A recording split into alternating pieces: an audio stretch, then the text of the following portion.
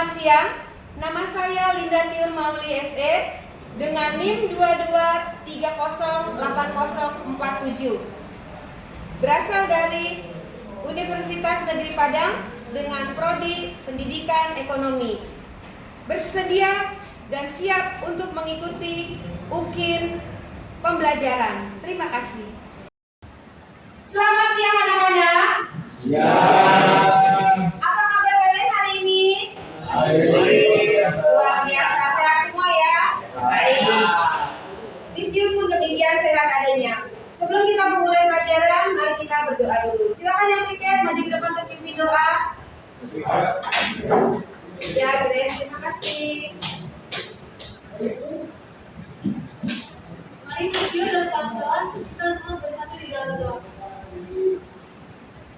Ya Tuhan, terima kasih sudah menyertai kami, karena kami akan memulai pelajaran ekonomi kami.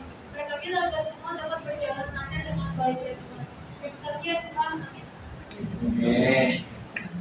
Baiklah, selanjutnya kita akan nyanyikan satu lagu wajib Garuda Pancasila. Silakan satu orang untuk memimpin di depan jadi diri ciri. Silakan. Mari teman-teman kita berdiri.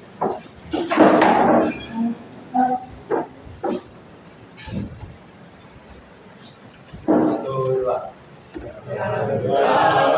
Pancasila, akulah pendukungmu. Patriot proklamasi, sedia berkorban untukmu. Pancasila dasar negara, rakyat adil makmur sentosa, pribadi bangsaku. Ayo maju, maju, ayo maju, maju, ayo maju, maju. Dipersilakan untuk berdiri kembali. Terima kasih Bapak. Baiklah anak-anakku, Miss Tiur akan mengabsen kalian pada kali ini. Moses, Ezra, Farel, Karel, Nathan, Grace, Isa, Gerard, Yasiel. Oke, siapa yang belum Miss absen? Oh ya, ada satu kelewatan. Jeremy hadir. Oke, terima kasih. Berarti semua hadir ya pada hari ini ya. Baiklah anak-anakku, mari kita mereview kembali topik sebelumnya. Apakah kalian masih ingat sebelum kita belajar tentang sistem pembayaran, kita belajar tentang apa? Tentang? Yes, pintar. Apa sih yang kalian ketahui tentang bank sentral? Coba siapa mau jawab? Siapa saja boleh. Apa yang kalian ketahui? Ya, Jeremy? Yang kan Jeremy?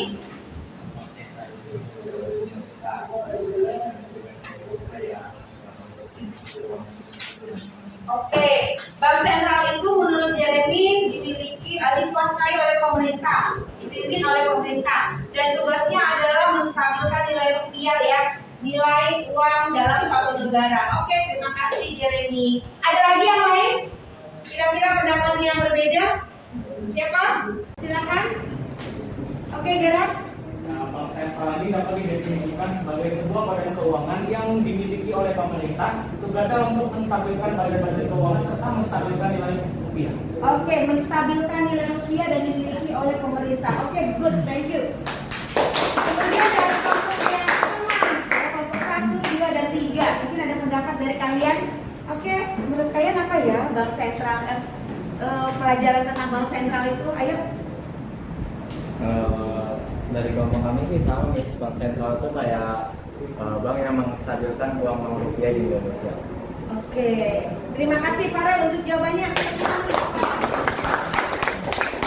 Baiklah anak-anakku, sekarang kalian lihat PowerPoint PPT Canva yang ada di depan ini ya. Nah,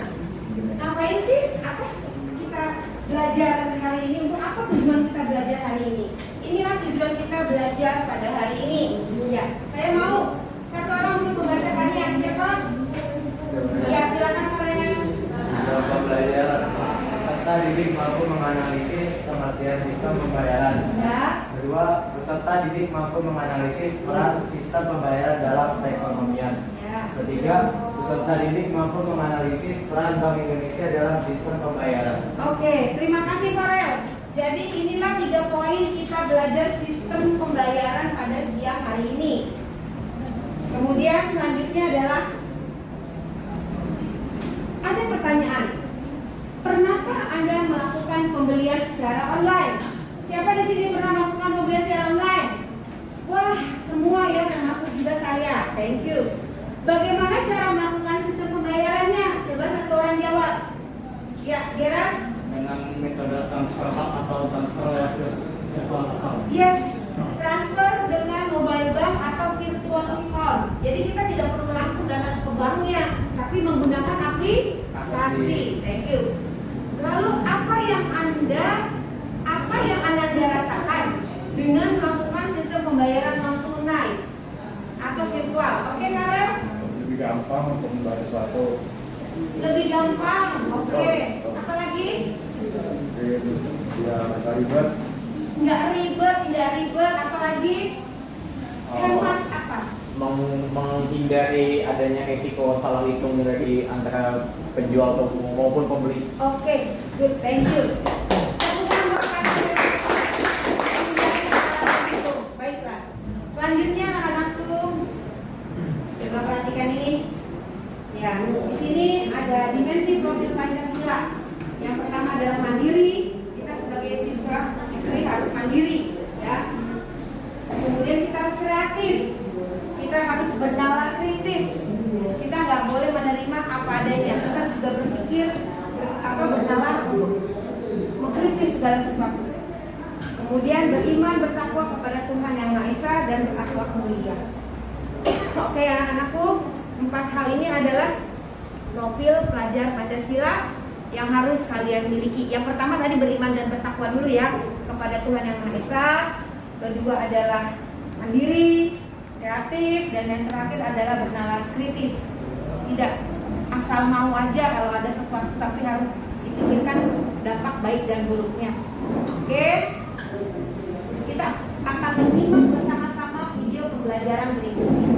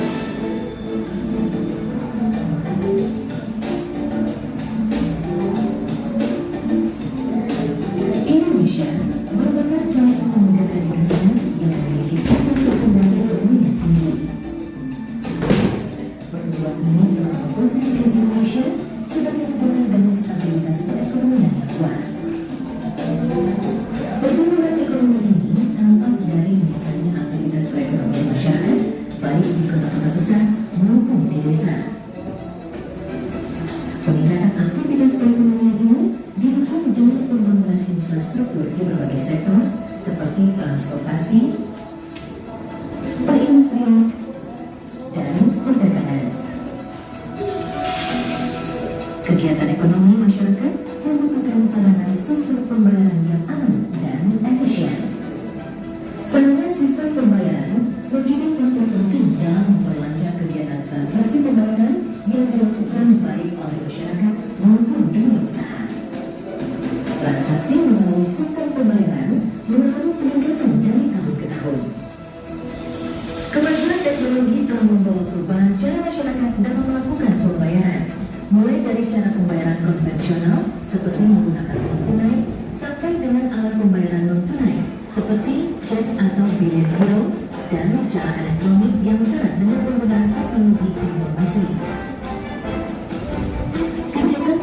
transaksi dengan menggunakan alat pembayaran tunai. Dalam menjalankan fungsi di bidang sistem pembayaran, Bank Indonesia juga berperan sebagai fasilitator bagi industri untuk mengidentifikasi arah kebijakan dan pengembangan sistem pembayaran yang sesuai dengan kebutuhan masyarakat. Video yang telah kita saksikan bersama-sama. Sekarang kalian bisa lihat pengertian sistem pembayaran. Ini adalah pengertian dari sistem pembayaran. Coba Kian dibaca. Pengertian sistem pembayaran itu suatu sistem yang mencakup seperangkat aturan, lembaga dan mekanisme yang digunakan untuk melakukan pemindahan dana. Oke, untuk melakukan pemindahan dana, ya, itu adalah sistem dari pembayaran. Ya, seperangkat aturan atau lembaga dan mekanisme yang digunakannya untuk melakukan pemindahan dana. Kemudian selanjutnya adalah peran. Apa sih peran sistem keuangan dalam perekonomian kita? Di depan ada 8 perannya, ya. Ada 8 peran dari sistem keuangan dalam perekonomian. Ya, coba dibaca yang keras. Siapa mau baca? Ya, Moses, yang keras ya. Peran sistem keuangan dalam perekonomian. Yang pertama itu menjalin kelancaran pasar sebagai tempat transaksi terjadi. Kemudian yang kedua memungkinkan terjadinya spesialisasi pada produksi. Yang ketiga menentukan seberapa efisien transaksi dilakukan dan diselesaikan. Yang keempat mempengaruhi tingkat dan laju pertumbuhan ekonomi serta efisiensi pasar keuangan. Yang kelima, hal penting di infrastruktur keuangan untuk stabilitas sistem keuangan. Yang keenam, mendukung kebijakan pengendalian moneter yang efektif dan efisien. Yang ketujuh, mendukung efisiensi dan efektivitas fungsi intermediasi lembaga keuangan. Yang kedelapan, yang terakhir, mendorong mobilitas aliran dana lebih cepat melalui layanan sistem pembayaran. Oke, ada sebagai regulator, ada sebagai fasilitator. Diingat, kalau Bank Indonesia sebagai regulator, tugasnya adalah memastikan semua proses pada sistem pembayaran berjalan dengan lancar. Jadi prosesnya berjalan dengan lancar, itulah fungsi dari regulator. Lanjut. Nah, kalau fasilitator di sini adalah menyempurnakan sistem pembayaran yang sudah ada di negara kita. Jadi itu tugas dari fasilitator. Diingat ya. Lanjut. Nah, penyelenggara di luar Bank Indonesia. Yang pertama apa? Jeremy? Penyelenggara kartu kredit. Ya, yang kedua. Penyelenggara kartu ATM atau debit. Yang ketiga. Penyelenggara uang elektronik. Yang keempat. Penyelenggara kegiatan usaha pengiriman uang. Oke, kalau pengiriman uang itu transfer ya. Oke, lanjut. Nah, sebelum lanjut ke sini anak-anakku, kita akan coba bisnis dulu ya. Ya, semua handphonenya diaktifkan.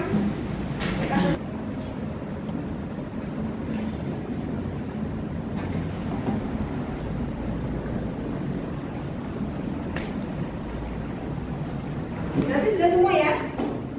Sudah semua? Kita mulai dari sekarang. Siap?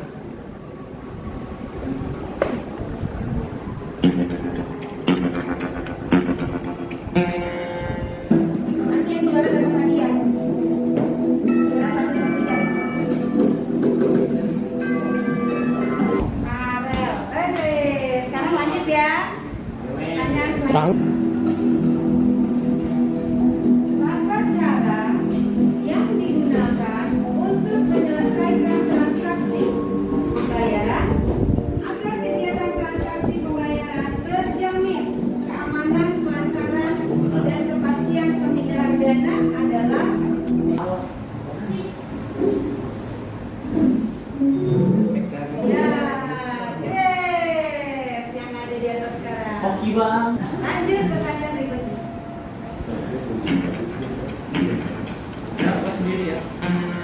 itu masih yang Astaga.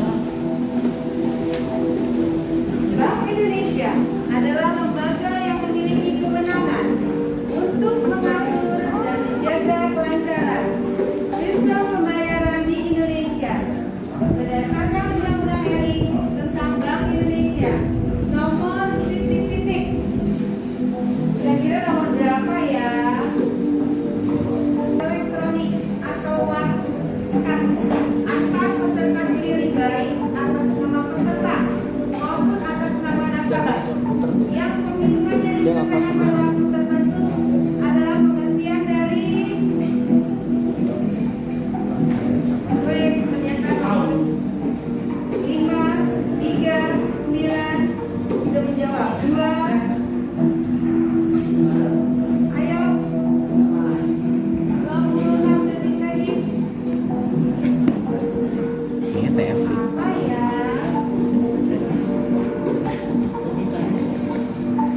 Kan elektronik.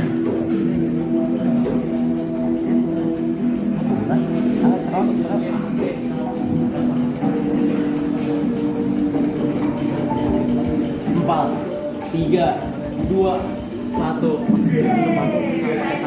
Ya salah tuh. Oh, betul. Pakai tangan sendiri. Siapa yang benar ya? Ya. Oke, pertanyaan selanjutnya. Yang salah satunya adalah mudah dibawa kemana-mana. Sebab mudah dibawa kemana-mana. Taruh dompet di kantong, tas.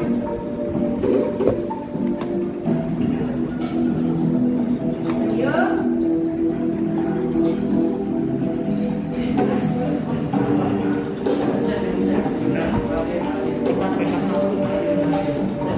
Enggak, bukan.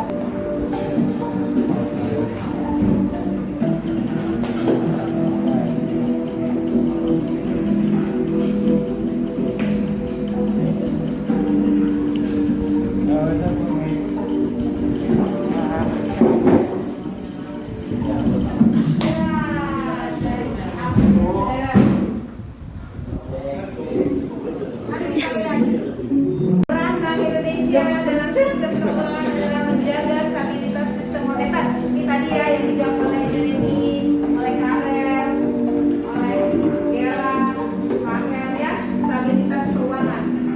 Sebab apa ya? Apa sebabnya? Apa ya di atas? Keren. Wah, opel nih kalau dulu opel. Lanjut ya. Cuma dulu. Wow, rasa. Gobor gua enggak lagi. Peran sistem pembayaran dalam perekonomian adalah untuk mengatur peredaran uang di perputaran uang dan stabilitas nilai uang. Ya. Apa yo? Siapa yang benar ini? Oke. Aduh ini kalian gimana Selanjutnya. sih?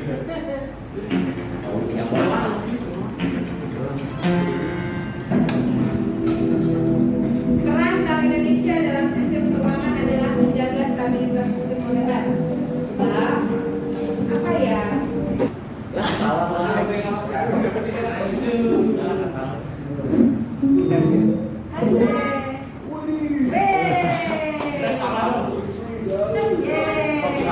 Selanjutnya, ini adalah salah satu penyelenggara sistem pembayaran di Indonesia. Namun, selain Bank Indonesia, terdapat penyelenggara sistem pembayaran lainnya di Indonesia. Akhirnya pecah telur. Oke, pendudukan pertama. Jauh banget. Selanjutnya, Terakhir ya? Lu terakhir ya, Bis? terakhir ya. Lupa, Mis. Siapa yang ketiga?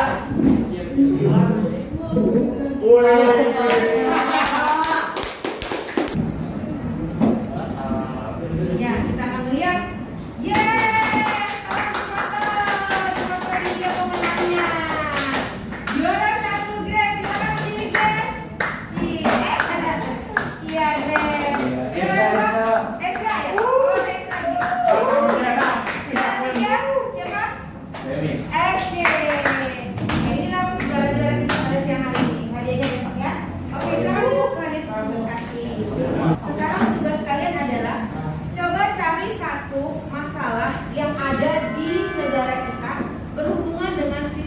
pembayaran. Ya, kemudian dari masalah itu nanti kalian diskusi dengan teman kalian bagaimana cara memecahkan masalah tersebut, dan kalian boleh maju ke depan berkelompok untuk mempresentasikannya. Tuangkan hasil kalian dalam bentuk Canva. Silakan.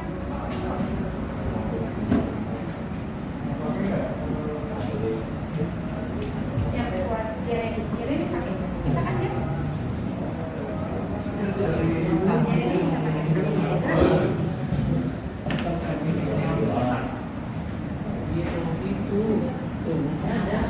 Tidak mesti harus cari video, cari masalah dalam bentuk ilustrasi, atau dalam bentuk kalimat, atau dalam bentuk berita, boleh. Tidak perlu kalian mencari masalah dalam bentuk video. Dan permasalahan itu terjadi mulai dari Januari ya, tidak boleh lewat dari bulan Januari tahun 2023. Miss, Desember Miss, nah cari yang Januari. Permasalahan yang ada di negara kita. Coba,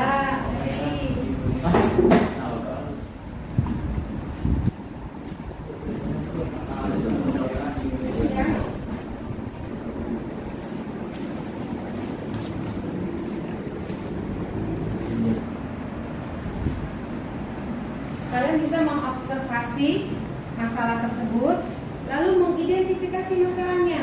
Kira-kira masalah ini mengenai apa ya? Karena apa ya terjadinya? Lalu bagaimana ya cara memecahkan masalah ini? Ya, memecahkan masalah. Setelah itu kalian akan membuktikan asumsinya, kebenarannya dari permasalahan yang ada tersebut. Dan setiap kelompok boleh maju ke depan untuk mempresentasikannya.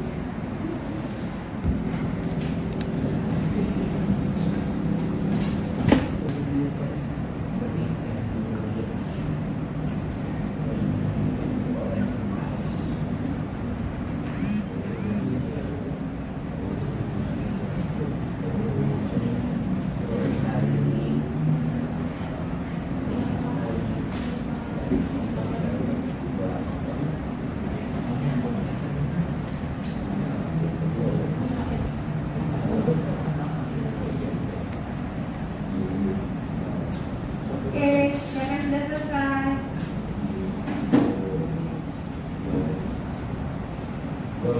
Belum ya.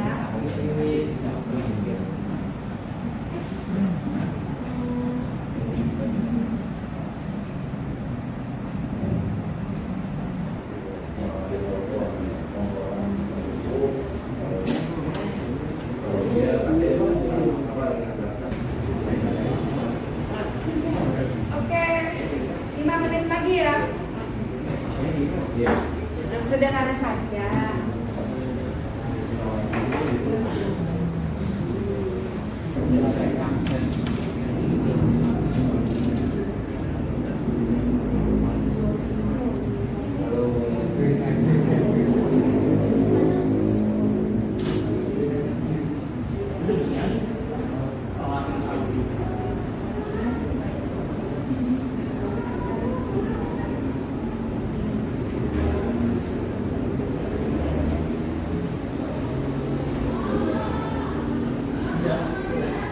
Oke, sudah selesai. Tepuk tangan dulu buat semuanya. Ya, kelompok siapa yang sudah selesai boleh maju duluan. Kirim linknya ke Miss Tio kali ya, ke link WA grup kelas. Nanti dia bisa di-share di sini. Linknya kirim ke grup kelas. Canva Miss. Canva-nya, iya.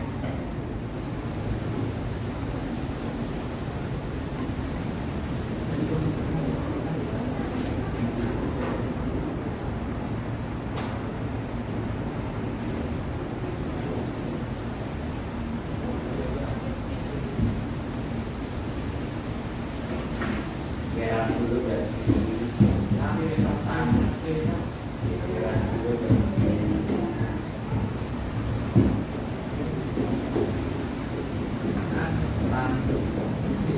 Merah dulu dari sini. Ya, Gerard. Silakan maju Gerard, kelompok Gerard, berikan tepuk tangan untuk kelompok Gerard.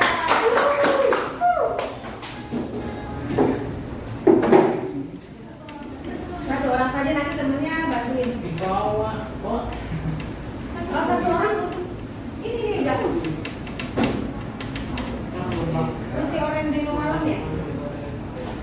Ayo, satu jadi operator.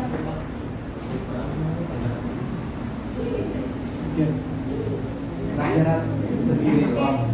Ayo, silakan guys. Ayo teman-teman. Enggak yang gratis yang jelasin sendiri aja. Satu aja satu operator. Ini nanti bantuin kalau ada pertanyaan dari teman. Oke, silakan. Silakan guys. Nah, Selamat siang, Miss Tio dan teman-teman. Selamat siang. ada nakes. Kami dari kelompok 1 akan mempresentasikan hasil kerja kelompok kami yang berjudul Pembayaran tunai itu isi manusia boros. Slide pertama.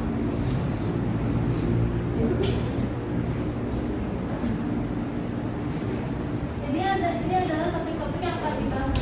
Dan yang pertama ada topik yang pertama adalah terbelakang, lalu kedua tentang pembayaran sistem non tunai, lalu ketiga adalah solusi.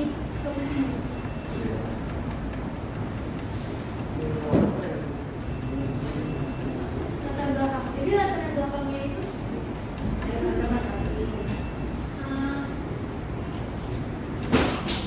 sebenarnya angka pengguna sistem pembayaran non tunai sudah sangat banyak, apalagi di Indonesia seperti penggunaan Shopee, Lazada, Tokopedia dan lain-lain. Nah ini karena sistem pembayaran non tunai ini menjadi daya tarik bagi masyarakat Indonesia merasa mudah dengan sistem yang mudah ini. Lalu karena mudah dan praktis, sayangnya masyarakat Indonesia mereka rela menaruh uang yang banyak untuk membeli barang-barang yang tidak penting, atau mereka membeli barang terlalu banyak tanpa rencana. Akibatnya dalam riset itu tercatat ada 31% dari responden mengaku mereka tersandung masalah akibat boros dari berbelanja terlalu banyak. Nah, dampaknya apa? Dampaknya sistem ini memberikan kemudahan dan kenyamanan, namun sayangnya sistem ini membuat orang-orang malas dan merasa digunakan oleh kemajuan elektronik. Jadi mereka mengembangkan karakteristik berbelanja impulsif atau karakteristik berbelanja sebanyak-banyaknya meskipun mereka tidak memerlukan barang itu. Menurut peneliti, yang kerap dari permasalahan ini adalah minimnya literasi keuangan dan berbelanja. Nah, solusinya adalah pembayaran non tunai itu memang sudah menjadi hal yang sudah sangat dekat di kehidupan kita. Oleh karena itu, kita dituntut untuk menjadi lebih bijak dalam menggunakan uang agar tidak menimbulkan karakteristik berbelanja impulsif. Contohnya menghemat dan menahan diri, lalu belajar menabung. Terima kasih. Oke. Ya, kita buka sesi pertanyaan. Silakan Grace. Ada yang mau bertanya? Ada yang mau bertanya nggak? Kalian pernah dengar nggak sih niat ya? Dia belanja online nggak nyadar ternyata sampai 900 juta. Wow. Bisa dapat satu mobil. Dia bilang nggak sengaja belanja online itu sampai 900 juta. Ya, jadi dengan belanja online itu membuat kita semakin terlena ya, semakin ditantang untuk beli lagi. Karena kalau online itu kan banyak promo ya, promosi murah dan sebagainya. Oke teman-teman, ada yang mau bertanya silakan. Kelompok 1 akan siap menjawab pertanyaan kalian jika ada pertanyaan. Ada yang mau bertanya? Jelas? Kelompok 2 ada pertanyaan? Tidak? Jelas? Kelompok 3? Jelas?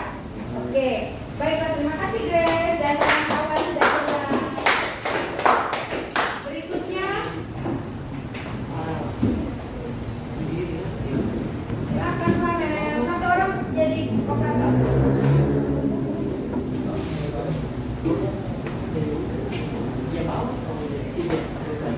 Maaf ya.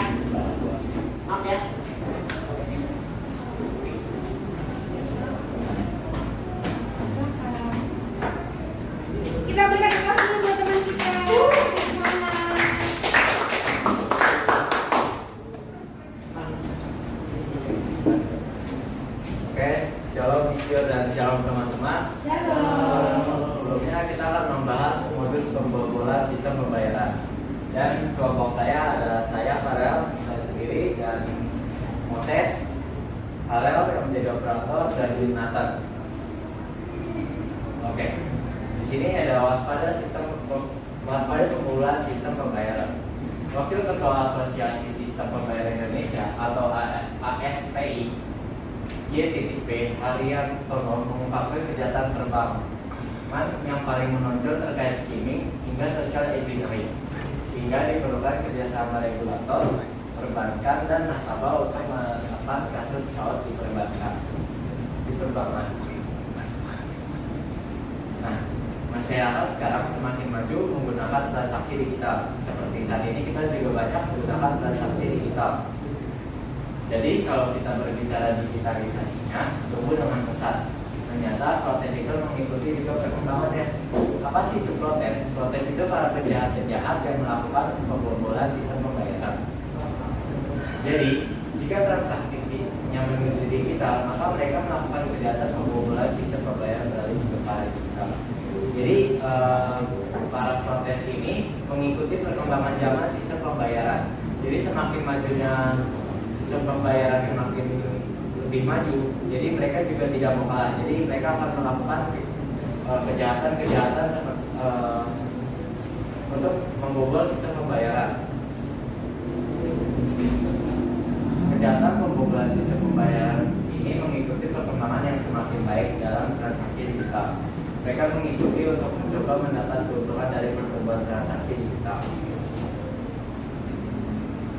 Nah, apa sih yang harus kita lakukan? Apa sih yang harus dilakukan? Yang pertama, melakukan pengawasan pada sistem yang dibuat. Seperti contohnya, misalnya kita melakukan pembelian makanan dan kita melakukan pembayaran memakai QRIS atau menggunakan barcode. Nah, dalam kita men-scan barcode itu kita tanyakan dulu kepada penjualnya apakah benar nama barcode ini sesuai dengan nama pemilik penjualannya. Dan yang kedua harus melakukan penguatan sistem seperti melakukan pengamanan pada nasabah-nasabah. Yang ketiga menghimbau masyarakat untuk berhati-hati dan tidak membocorkan informasi digital kepada siapapun.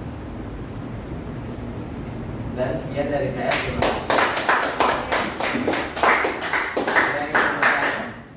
Oke teman-teman, ada yang ingin bertanya?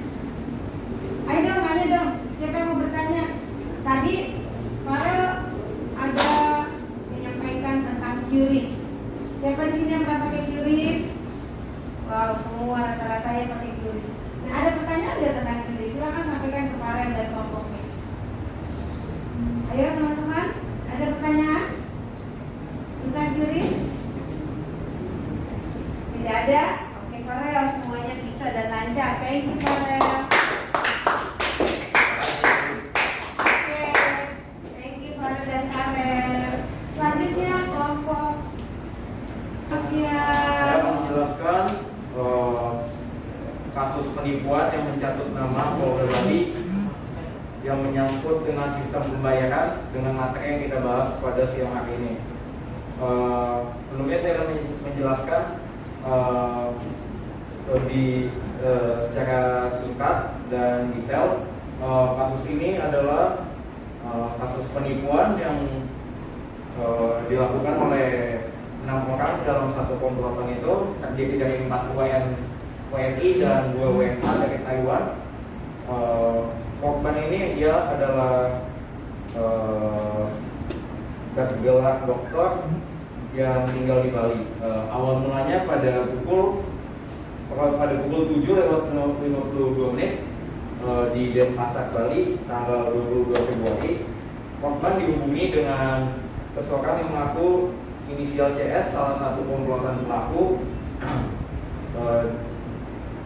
Pelaku mengaku bahwa korban memiliki tunggakan telepon rumah sebesar Rp2.365.000 dan kemudian korban diminta dihubungkan ke teman pelaku yaitu Ibtu B, mengaku sebagai anggota kepolisian Denpasar, yang kemudian korban disuruh oleh Ibtu B ini membuat laporan kepolisian, laporan kasus kepolisian pesan bahwa sebenarnya kita tidak perlu panik jika dihubungi oleh oleh komplotan pelaku seperti ini, pelaku penipuan, karena di sini korban dia diinterogasi menggunakan video call, WhatsApp, ya, dan seperti kita ketahui sendiri bahwasannya jika kita ingin diinterogasi oleh pihak berwajib, kita tidak memakai secara daring dan kita pasti diundang ke polsek atau polres mereka bekerja. Itu satu. Dan kemudian kedua, saya akan menjelaskan dampak yang dialami oleh korban, yaitu korban mengalami kerugian sebesar 710 juta rupiah. Dan dampak untuk masyarakat yang lain tentu membuat masyarakat menjadi was-was terhadap telepon masuk dengan nomor tidak dikenal. Sekian, terima kasih dari kelompok 3. Oke.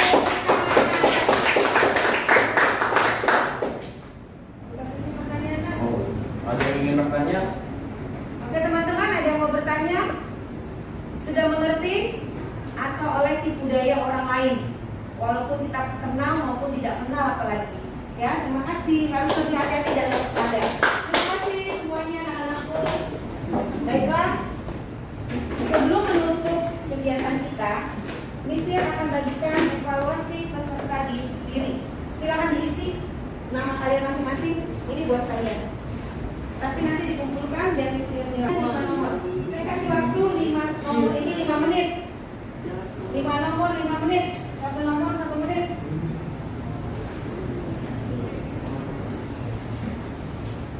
Nomor 1 jawabannya D.